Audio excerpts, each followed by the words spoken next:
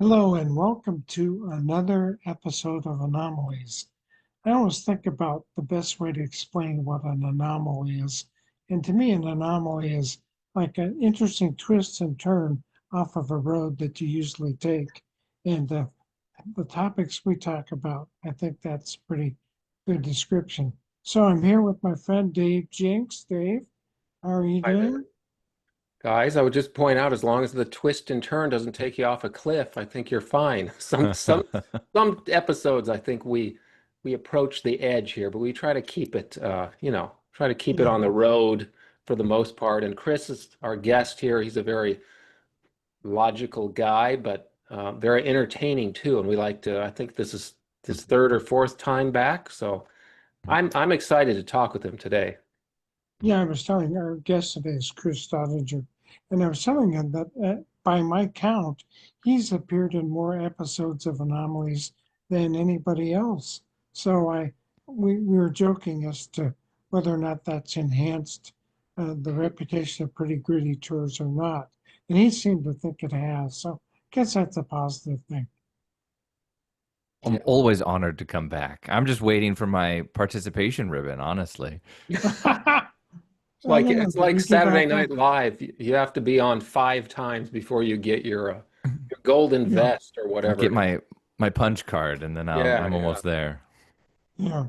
Well, one of the things that we want to talk about tonight is a UFO incident that happened, I think, right around, Chris, if I remember, right around the time Roswell, right, or right before Roswell happened in 1947. Is that correct? That's correct. So it actually does predate Roswell. It happened Mhm. in early June, and there were two separate incidences that kind of launched really the national discourse around unidentified flying objects. So why don't you go ahead and tell us about what happened at Maury Island? Yeah, so Maury Island was the secondary incident, right? And I think the most famous one happened just before on, I believe it was June 21st, 1947. And a local pilot, Kenneth Arnold, described seeing objects that he later, mapped out as crescents flying at the time. I think he estimated 1,000 miles an hour past his flight that he was flying.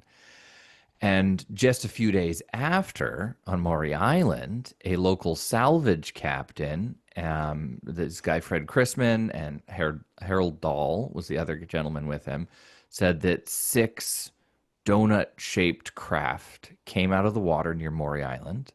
One of them was struggling to stay aloft, they thought, like it was having a hard time keeping up with the other five. And then it ejected this white hot metal out of a port in the middle and then disappeared. And based on that initial account, the white hot metal landed on their salvage boat and actually killed the dog that was on board at the time. And this really, in corroboration with Kenneth Arnold's account from just a few days earlier, launches a huge event. But then it gets even spicier after that. Yeah, I'm always kind of drawn to Kenneth Arnold because he was from Boise, Idaho, and that's where I was born. So I No feel way. some kind of weird connection with him. And But I see Mount Rainier. Well, Dan and I see Mount Rainier yeah, every day. every Well, day, every day it's yeah, clear, which is about one out of 50, every 10 or something.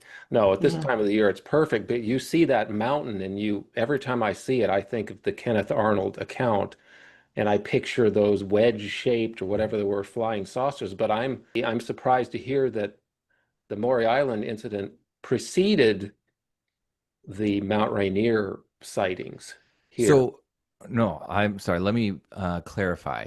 It was Mount Rainier with Kenneth Arnold, Hmm. then Maury Island just a few days later. Oh, so it was within, okay. Yeah, and then Roswell. So I believe Kenneth Arnold saw his on June 21st, and then Maury Island Mhm. would have been June 24th. Okay, and then Roswell was, of course, 1947, and all hell broke loose essentially for the next 80 years. But Exactly. to And know one that of the things yeah, that it I think is so started around here. fascinating. Oh, sorry. No, it started in our area. It's a weird bit of pride. I think that those of us in this area who are interested in this field were like, hey, it all pretty much started here. We know it was going on for decades before that with the Foo Fighters and, other Right. reports and centuries probably. But this kicked it all off. So please continue. Pardon my Well, interruption. not at all. Because I do think that's such an important distinction here is that the Air Force sent two intelligence officers, or I guess it was still the Army Air Corps at that point, but rapidly becoming the Air Force. They showed up to Tacoma and launched an investigation. And there are so many different accounts as to how that went down. But they were supposed to meet Harold Dahl and Fred Chrisman and do these interviews here in Tacoma. And did, gathered a box of evidence from Tacoma and from Maury Island. And then they put it on their plane and they were getting ready to fly back to the airbase and crashed. Hmm. Crashed in a weird way in that there was an engine fire and just the two pilots, the two intelligence officers that had done the investigation, die, and the box of evidence goes missing. Hmm. So the FBI, they've just unredacted the files, but their investigation into these UFOs and like whatever it could be begins in the Tacoma area with the death of the Army Air Corps guys. So there's this like authenticity to the whole thing that really piques my interest as soon as you start to see the FBI involvement in this investigation in the area. And just the suspiciousness of the deaths, if I'm being honest. It's got all the elements of an X-Files type of UFO encounter, which makes it Right. So more frustrating given that the general feeling, even among a lot of UFO researchers, is that it's a hoaxing event. Or at yeah, least and there's that's more who think that than they think that it's genuine compared to, say, Roswell or somewhere else. Is that accurate? I mean, that's the impression that I kind of get, but I think that's mine too. And so, you know, well, let's look at it objectively. To the best of my research, Kenneth Arnold has always appeared as a very credible witness in everything that he did and never was chasing anything spectacular. Harold Dahl, on the other hand, I think is an unreliable witness. He had made several claims previously about bizarre encounters that had happened to him. He at one point claimed to the same magazine that he wrote into about these UFOs that he had been abducted by lizard people in Burma. hmm, Oh, boy. Like he was not the guy you would want as a star witness, to be sure. But the unrelated timing is odd to me. The fact that he described something like this at the same time that Kenneth Arnold did, like before it was catching big attention. And that even though the air officers were like, yeah, this is probably nothing, but then were, you know, either accidentally killed or murdered, does raise some questions for me. of course. Dan, I mean, you're the one who brought this up to me and it forced me to go refresh my memory around these details because there are a lot of interesting details, such as the physical evidence. Dan, what interested you in this particular case to bring Chris on to go into these details? Well, I think just kind of my proclivity as a former MUFON field investigator, and currently I'm volunteering with New Fork National UFO Reporting Center, um, and I spend a lot of time looking into UFO reports. So I think that's kind of like, when somebody says something like Harold Dahl did, that's just very interesting to me because it's a lot more than just misidentification of lights in the sky. I mean, when you have stuff falling on your boat and killing Mm, your dog and harming his son was harmed by some of the stuff. That just makes it very interesting. That's not your typical And UFO those are investigators. pretty bold claims, aren't they, Chris? I mean, you They don't are. They usually are. say To it came down and it killed my dog. It's like, well, where's your dog? Did it go to a vet? I realize this was 70, 80 years ago or whatever, but still, I that's mean, like, very specific beloved. It would thing. be a lot to risk for a hoax. Hmm. And some of the interesting details that came out of the whole thing too, Harold changes his story regularly.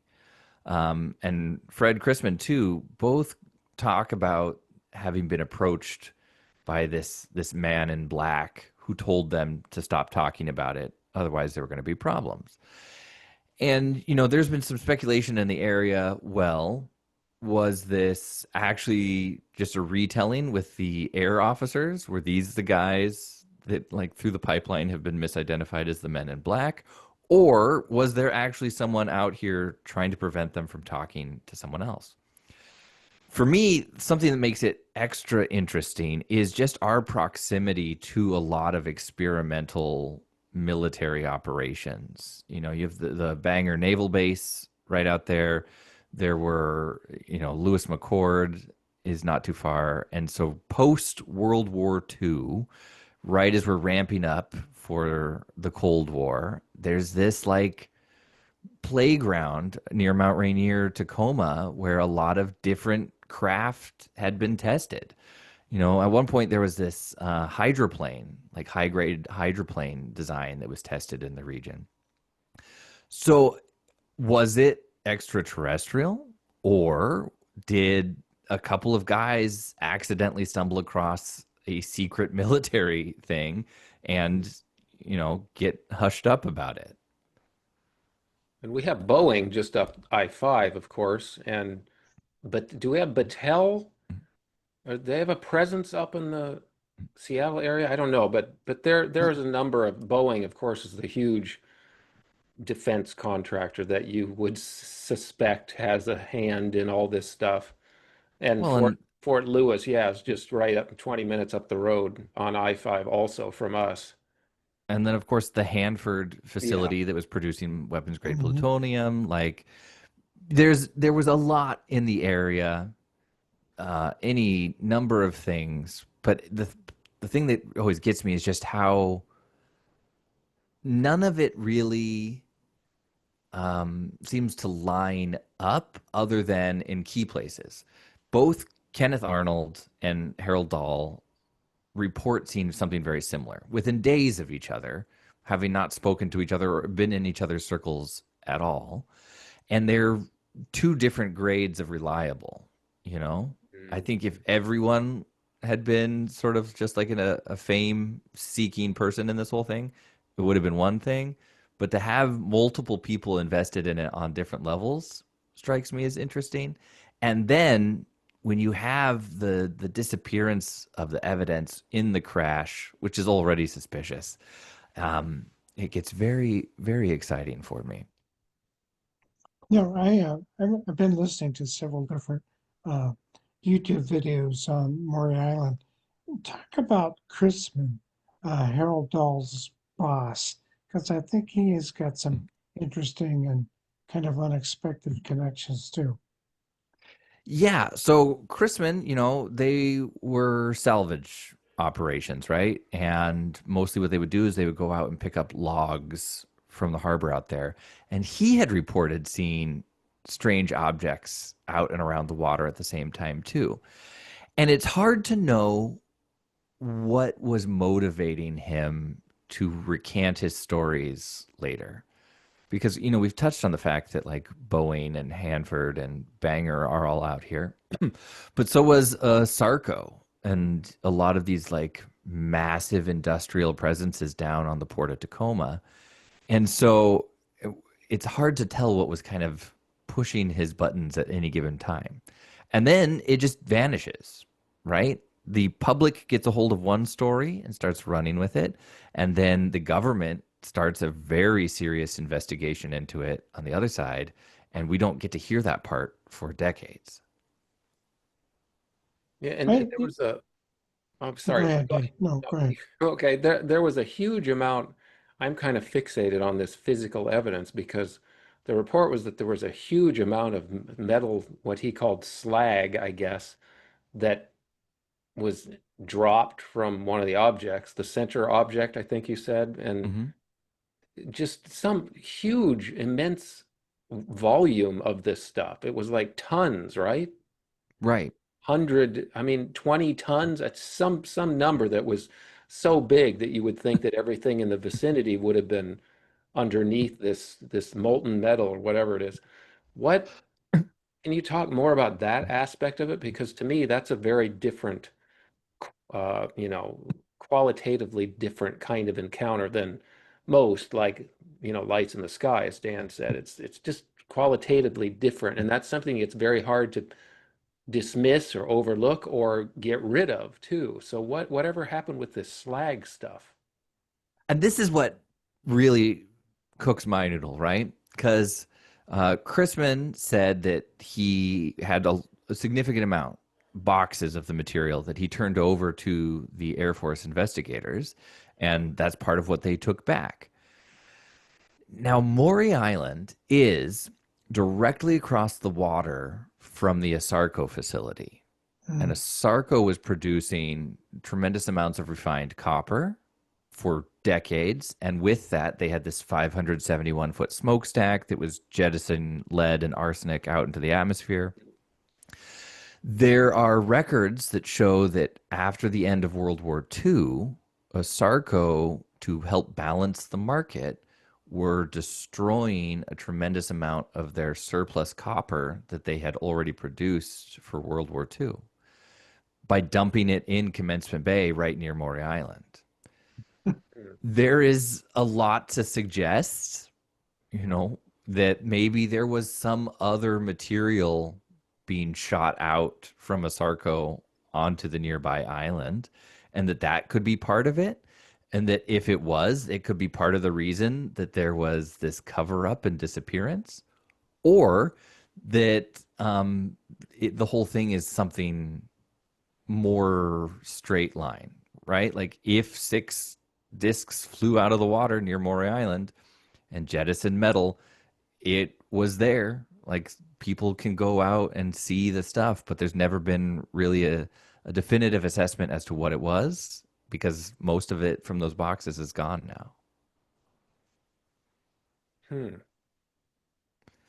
For Very me, complex set of facts here that go into this. Is that, was it a cover up of something mundane? Well, not necessarily mundane, but certainly common in a giant corporation or whatever, polluting an area and trying to blame it on someone, and why not aliens in this particular case?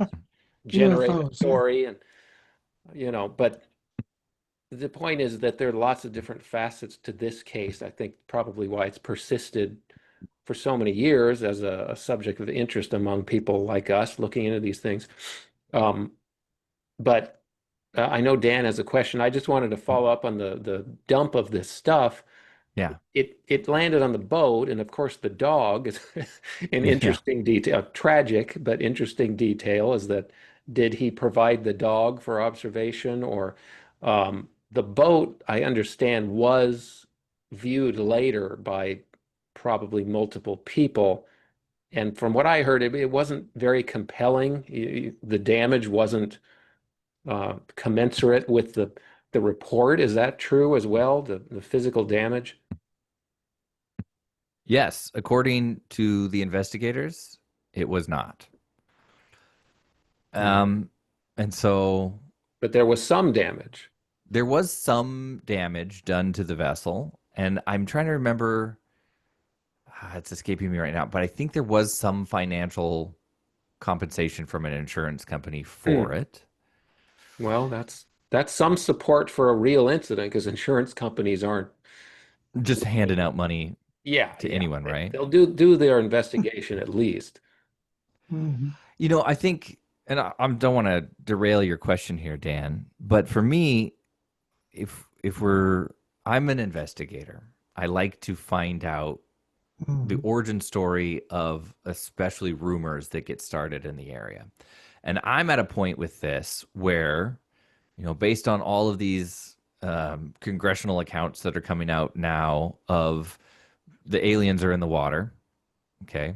Mhm. And you combine with that the fact that there was a huge aviation military complex within the region, and the fact that there was a huge, industrial entity there on the port. Any one of the three most likely solutions to this is equally as likely as the others. It could be aliens. It could be a government cover up. It could be corruption in business trying to make people disappear who uncovered something they shouldn't. Mhm. That's what makes it so great. Mhm. Because nobody contests the what happened. It's kind of just coming down to what was it that did it. Do you know what I'm saying? Mhm. Mhm. One of the things I wondered about, and maybe you referred to it and I just missed it, but Harold Dahl's son, the one that got burned, has Yeah. anybody ever talked to him? Yes. And in the beginning, he was avid about telling his story. And then after, stops. And it's one of the things too where it could go both ways.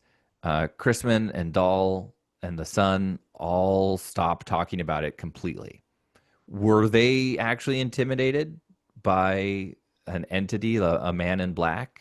Were they convinced to stop because it was suddenly a liability issue?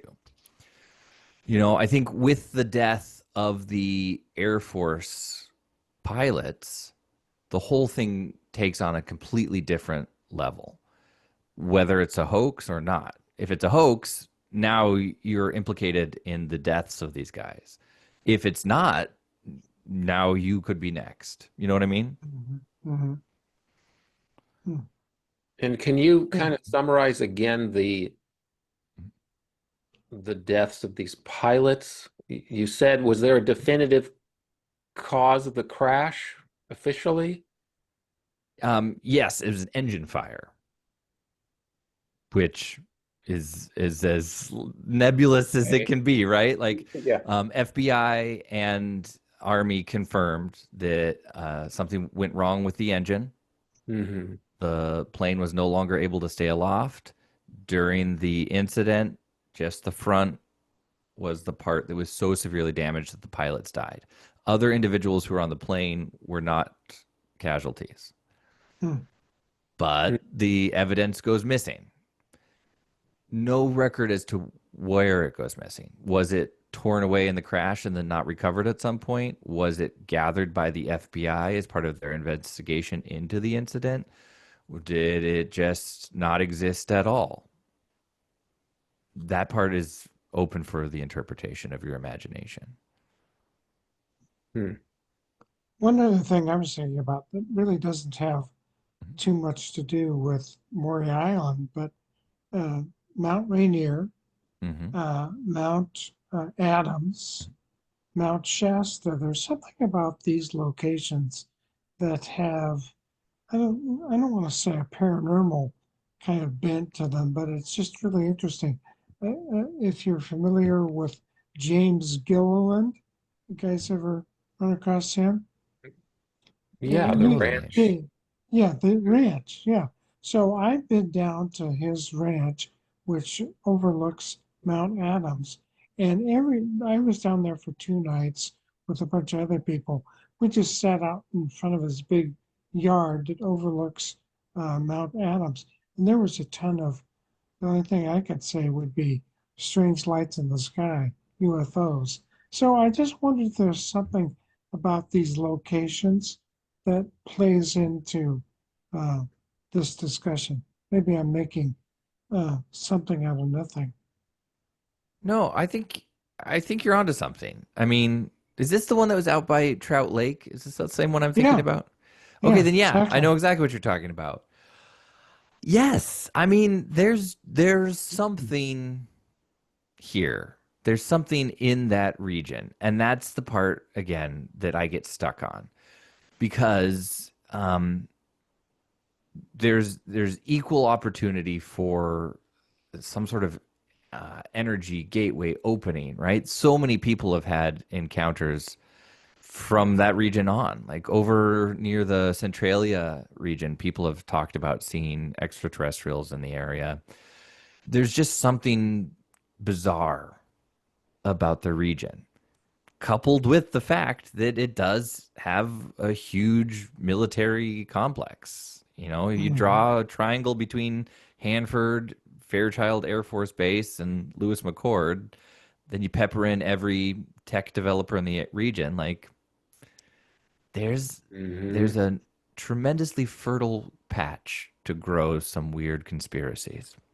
I And like your characterization of a fertile patch. I think that makes a lot of sense. that's one way to put it. And that makes me think of I'm from Eastern Washington, so I'm Hmm. over the mountains. My mom is still over in Pullman, Eastern Washington, by Spokane, Oh which is yeah. by Fairchild, as you mentioned there, the Air Force Base. And every time I make that trip, I just get this feeling because, as you know, Yakima, and I mean, it might as well be a desert through the middle of the state.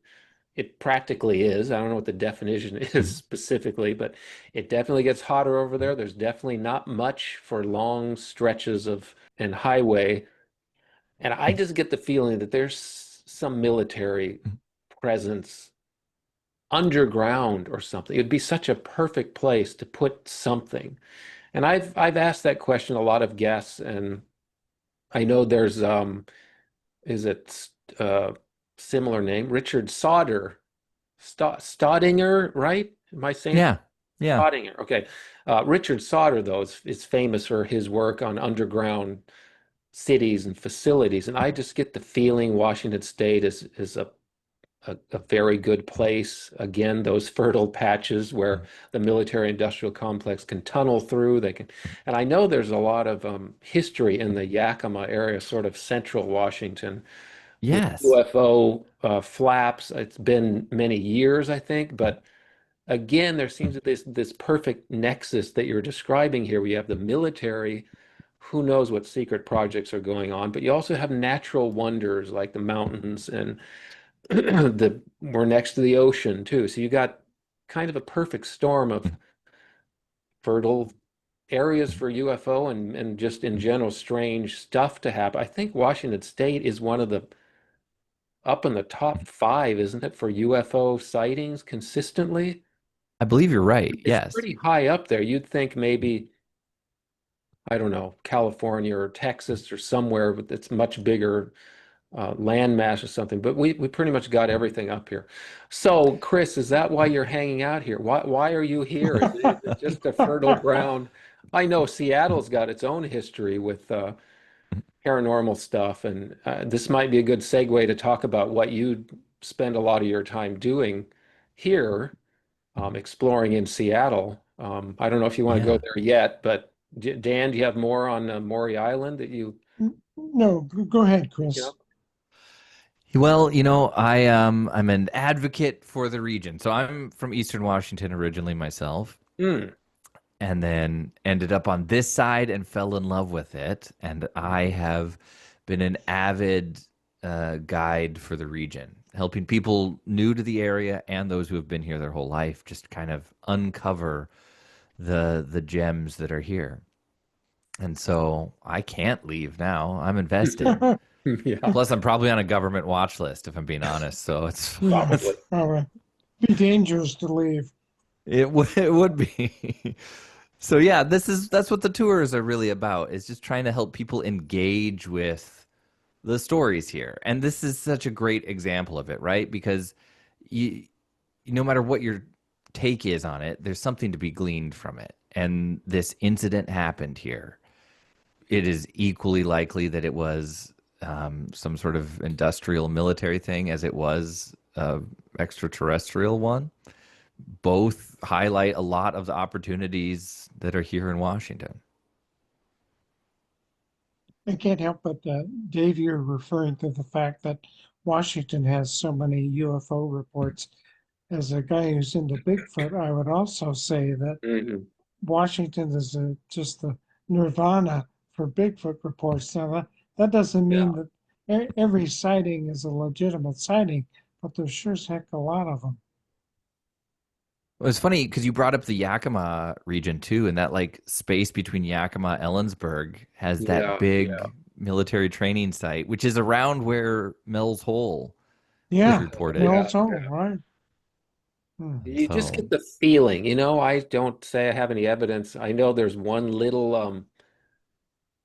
it almost looks like a shed or an outhouse or something. It's like in the middle of nowhere, but there's a sign.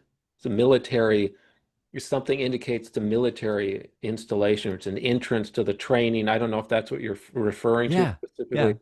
Every time it just gives me the creeps when I see it because who knows what's going on around or underneath. Mm. And like I said, I don't know what the years were, but there was a pretty good UFO flap, I think, around Yakima. Do you remember any details about that in the 70s, 80s, maybe? I remember hearing about it, but I don't know enough to speak about it with authority. It just seems like a good place if you had some of those fancy, $4,000 military grade binoculars that see in the infrared or whatever. You go out there, Yeah. look up at the sky. I bet you'd see a lot of stuff flying around out there, like Dan did at the Gilliland Ranch there. It's a Yeah, lot there of It's cool just was. it's an stuff ideal going on. location for it. Yeah, Mhm. Not a lot of no, light pollution either when you're no, there. You can see no. forever, and into Idaho where Dan's from too. Yeah. One of the things I wanted to talk a little bit about that Chris mentioned was Harold Dahl's interaction with what we might refer to today as a man in Yeah. black. So I'm very interested in that. What do you think that phenomena is all about? Because not only does it show up here, uh, if you've ever seen Moment of Contact, which is a James Fox video about the Varginha, Mm. Brazil UFO kind of thing. Men in Black show up there. I belong to a group here in Olympia where the facilitator of the group just came back from Rendlesham Forest in Great Britain. There's a man in Black component in that Rendlesham Forest. So I'm interested as to what you guys think about MIBs. I mean, I've got some theories about the Tacoma one because, you know, based on the timeline, there's a lot in my mind to suggest that it's a retelling of the Air Force guys or of law enforcement like FBI. And I feel like there was post war, this desire to not ramp up suspicion and like the war was done. Don't make it seem like everything's terrible again. And there's you don't want your guys in full military dress walking around asking questions about flying objects coming over the neighbor to Russia, right? So I just think that whoever it was that told them to stop talking about it could have easily have been the guys who were doing the investigation. And that what they actually said was like, "Hey, stop convincing people that there's something going on here. It's fine." That's my leading theory on it. And but why do that? I think to me that's of interest. Why try to put the damper on people reporting these strange phenomena? What's I mean that seems kind of counterproductive. Well, to me it would, but why do that? Why do that? That is the way, right? When they were just a couple of years before that working at Hanford on a very large project, each department didn't know what the other department was doing. Like secrecy was safety. Um, same with like I always tell this story about the incendiary devices that Japan was sending over.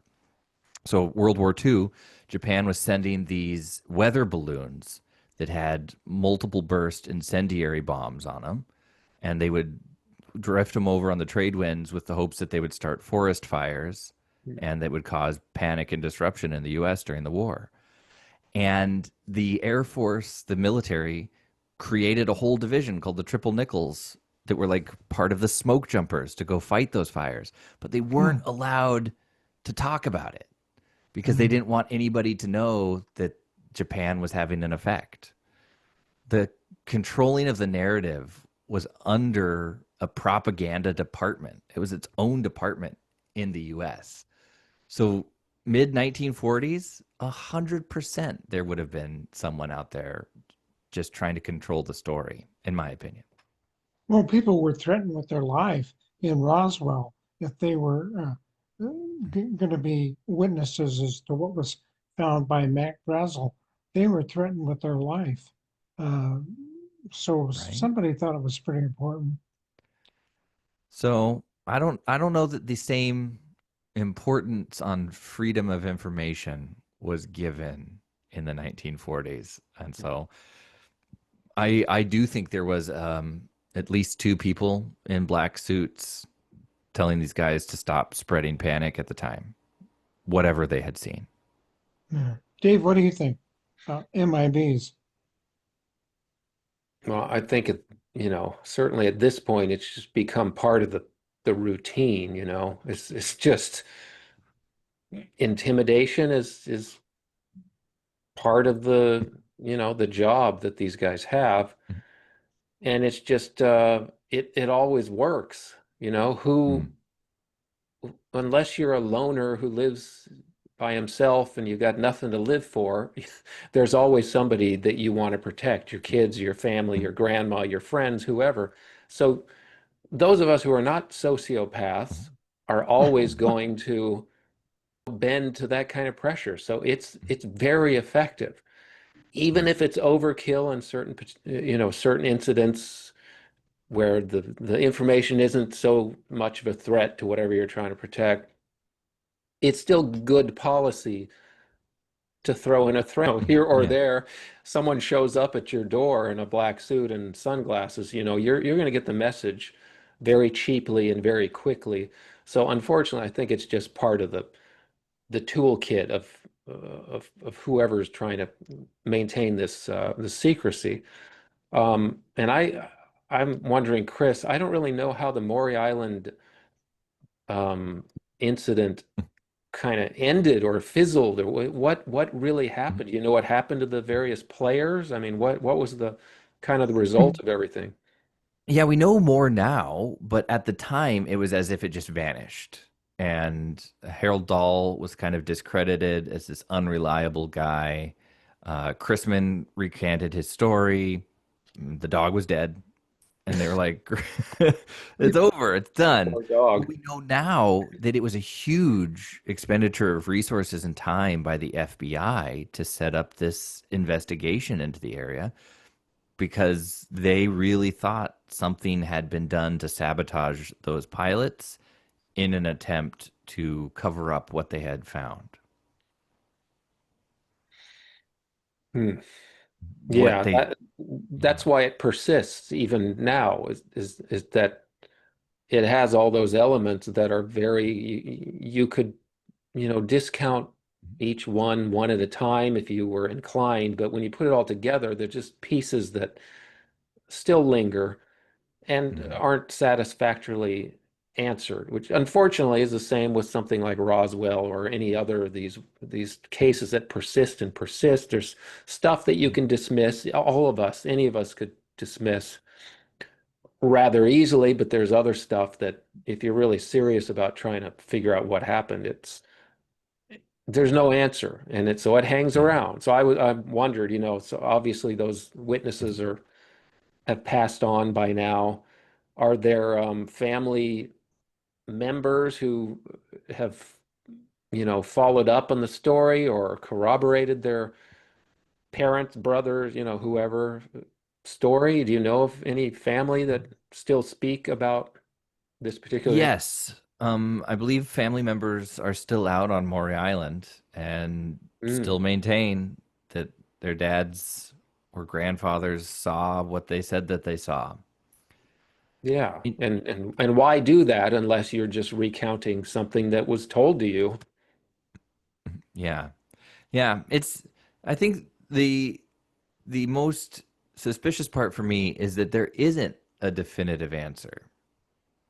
So much about now is we hear these lessons from the 1940s and 50s where we're like, oh, it was weather balloons with incendiary bombs, or oh, we were building the bomb. But this still has as few answers as it did all those years ago. And so there is something about it that seems purposefully unresolved. Hmm. It's a Don't good they have a word. festival up in Burien or some place Oh like that? yeah. It's an avid. Every year it's the Men in Black birthday bash. And like UFO enthusiasts from the country over arrive in force for this. It's a whole event. Have you been to it? I have, yeah. It's everything that you would expect it to be. It is a wild event. When do they have it? When do they hold it? They always hold it really close to the day that the incident happened. So it Okay, was late June this year. It be interesting to go to that. really seems like someone would have kept a piece of something. I mean, the only thing that I read, I think maybe I watched a video, which was seemed pretty objective and factual, and it said that whoever looked at the slag, for lack of a better term, Hmm. wasn't impressed by it. I don't know what that means exactly. Did someone analyze it for something? Did they just look at it and go, "Hey, that's," or obviously it was important enough to put in a plane and take somewhere, and it apparently didn't get there, or who knows what happened.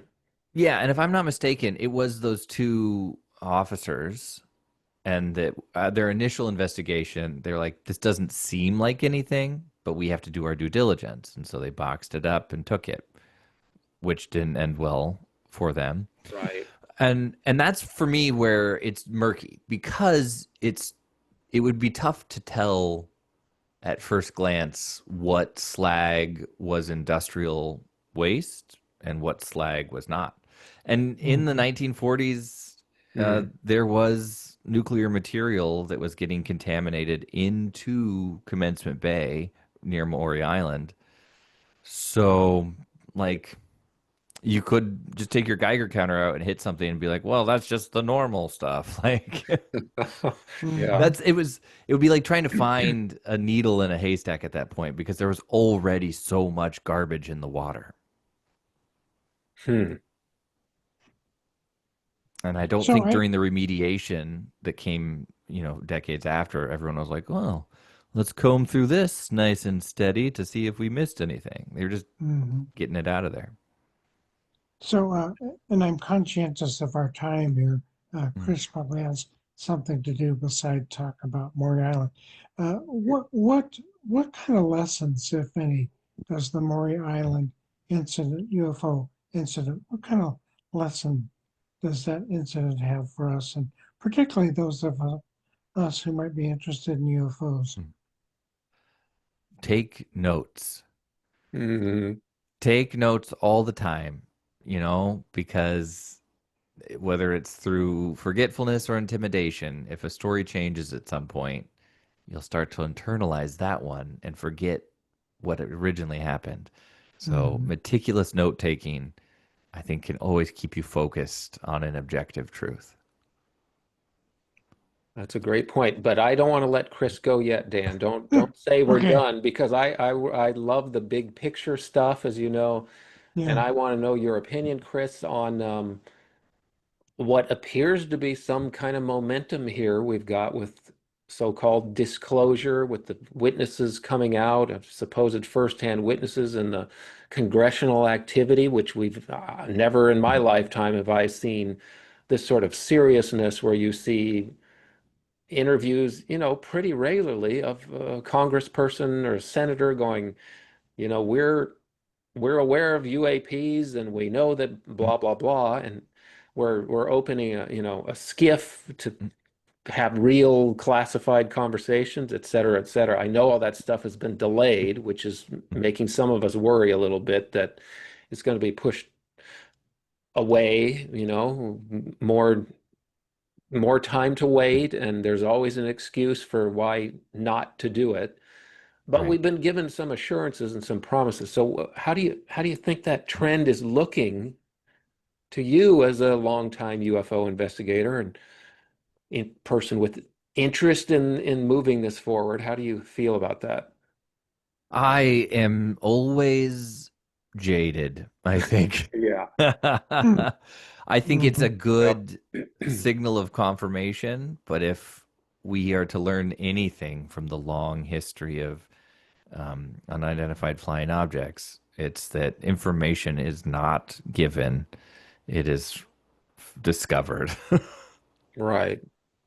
So, yeah, I'm not overly optimistic that anything of value is going to be disclosed, unfortunately. I feel like it still is going to be something that has to just be discovered on its own. And witnesses, the quality of witness, I think, has improved, at least the openness and the public nature of it. Now, of course, a smart, seasoned veteran in this kind of stuff would say, look out for the misinformation, look out Right. for the CIA players, look out for, someone trying to steer the narrative in a certain direction. I certainly do see that. Unfortunately, it looks like it, not surprisingly, tends towards aliens could be a threat. We need more military industrial complex trillions to protect us. It seems to Right. be funneling down that path for the most part, but we do have some very interesting videos and things coming out. And, I just wanted to get your opinion on whether you think that's a fundamental change, or if it's just kind of a different version of the same beast that we've been battling for so long. And it kind of sounds like you're saying you're very cautious.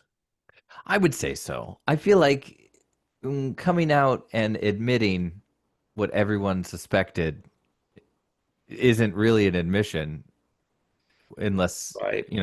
I want to see some receipts, everybody. That's my thing.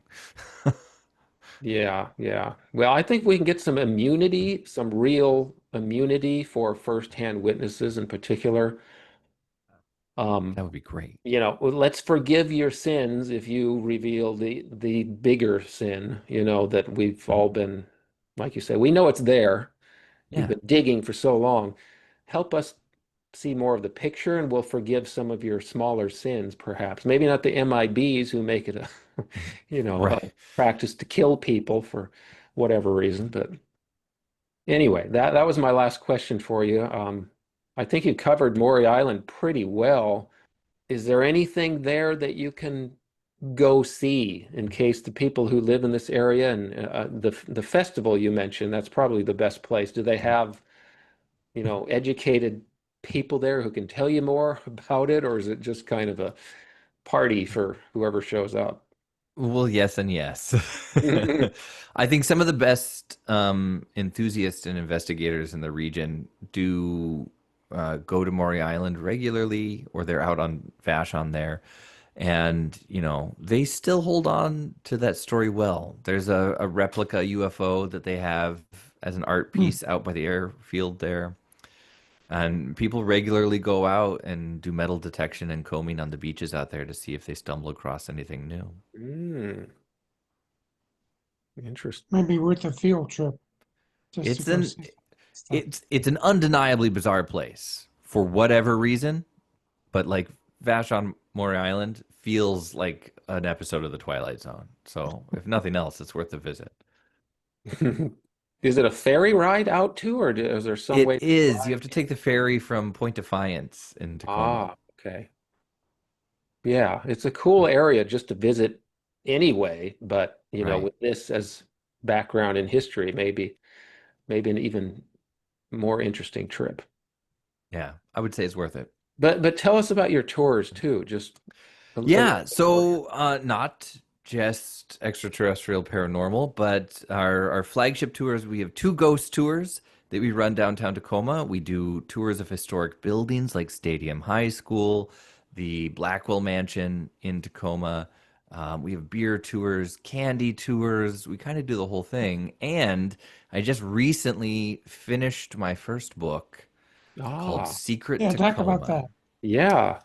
Secret Tacoma is a handy book about 84 hidden or unknown things in Tacoma that I feel like people should be aware of. And so Mm. that is now out. And can people get that through Amazon or I through think Kitty? so. I know you can order it directly from the Reedy Press site. If you just search Secret Tacoma, it pops right Okay. up. And then all of the major bookstores and retailers in and around Tacoma are carrying it very soon, I believe. Have you visited Okay. all 84 I places, or have. you? Oh, of course, of I course. have. I had to do my due diligence, and so yeah, I went to all 84 at least once. And Wow. so it's got pictures in it too, which I think turned out really nice. And most of them are mine. Yeah. It's like Oh, that Oh, looks cool. nice. Is that a pretty bad. 2025 edition is when it came out, or 24? What, 2025, like this I this just got year? in the mail today. I'm pretty Oh, stoked about it. amazing. Yeah. So yeah, We got to check that out for sure. I didn't know Tacoma was that interesting, but that's what the book is for. apparently it That's a is. good point, huh? Good point.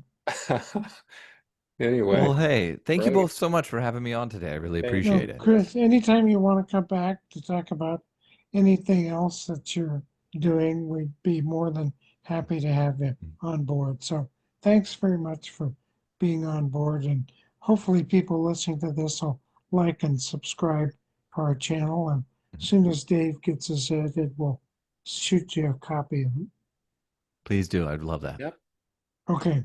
All right. Thanks, Chris. So, Good to see you again. yeah, Thank you, good to gentlemen. see you. Always a pleasure. All Until right. next We'll time. see you later. All right. Bye bye. Bye.